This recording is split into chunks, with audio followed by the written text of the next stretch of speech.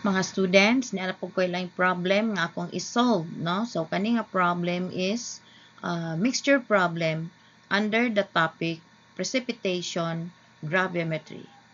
So, here is the problem. A 0.649 gram sample containing only potassium sulfate and ammonium sulfate was dissolved in water and treated with barium nitrate to precipitate all sulfate as barium sulfate. Find the weight percent of potassium sulfate and the weight percent of ammonium sulfate in the sample if 0.977 grams of precipitate was formed.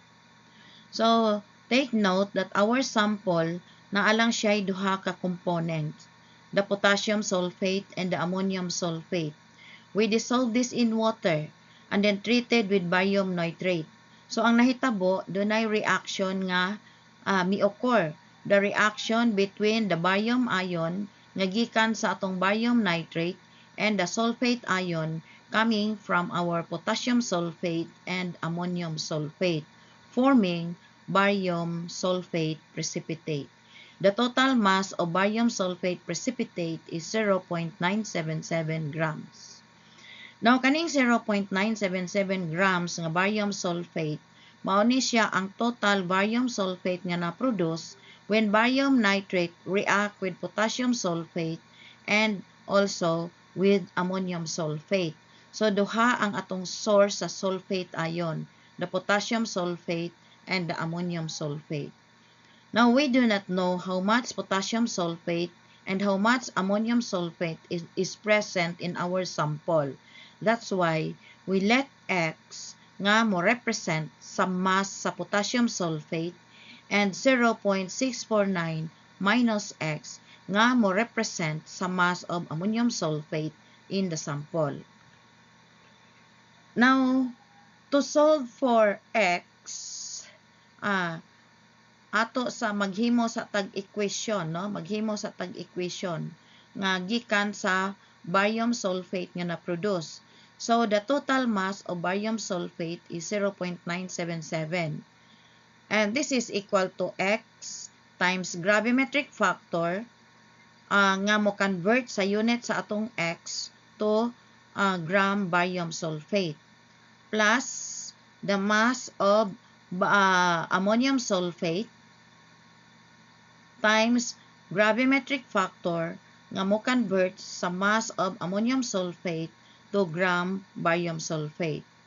For potassium sulfate, our gravimetric factor is the formula weight of barium sulfate and formula weight of potassium sulfate.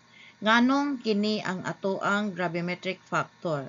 Now take note nga dinhi sa left side, ang atong unit is gram barium sulfate. So, dinhi pod sa right side, atong i-express ang atong numerator as gram barium sulfate. So, atong ibutang dinhi is the formula weight of barium sulfate. Now, ang ato ang unit nga dapat i-cancel is ang unit sa X, which is gram potassium sulfate. So, para nga makancel ang gram potassium sulfate, so dinhi sa atong gravimetric factor, ibutang nato sa denominator ang formula weight of potassium sulfate. So, gram potassium sulfate over gram potassium sulfate cancel. So, the unit left here is gram barium sulfate. Now, dinhi pod nga side, sa ammonium sulfate nga side, ang ato ang gravimetric factor, ang naa sa numerator is formula weight of barium sulfate.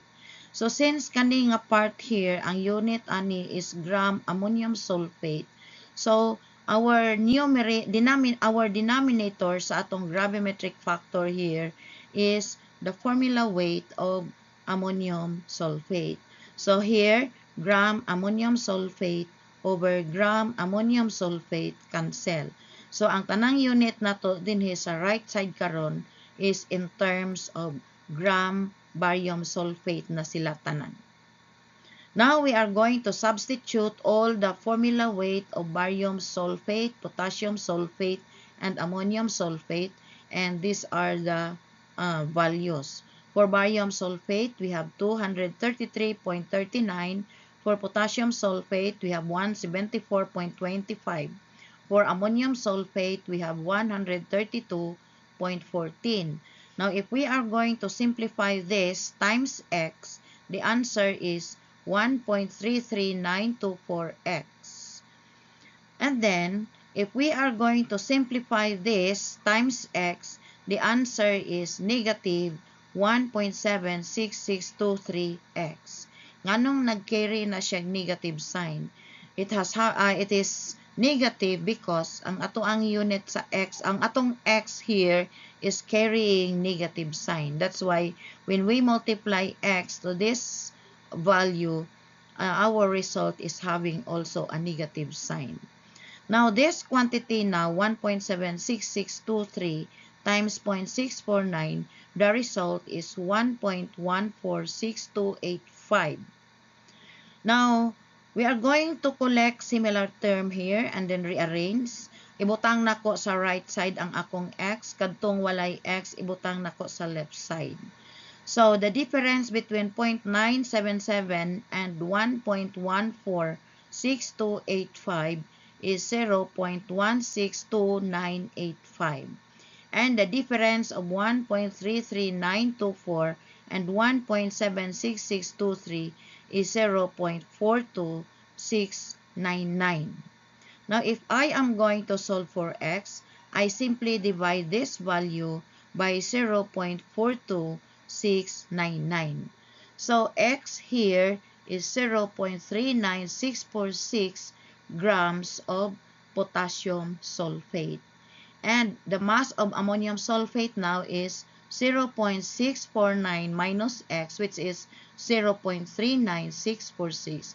The answer is 0.25254 grams of ammonium sulfate.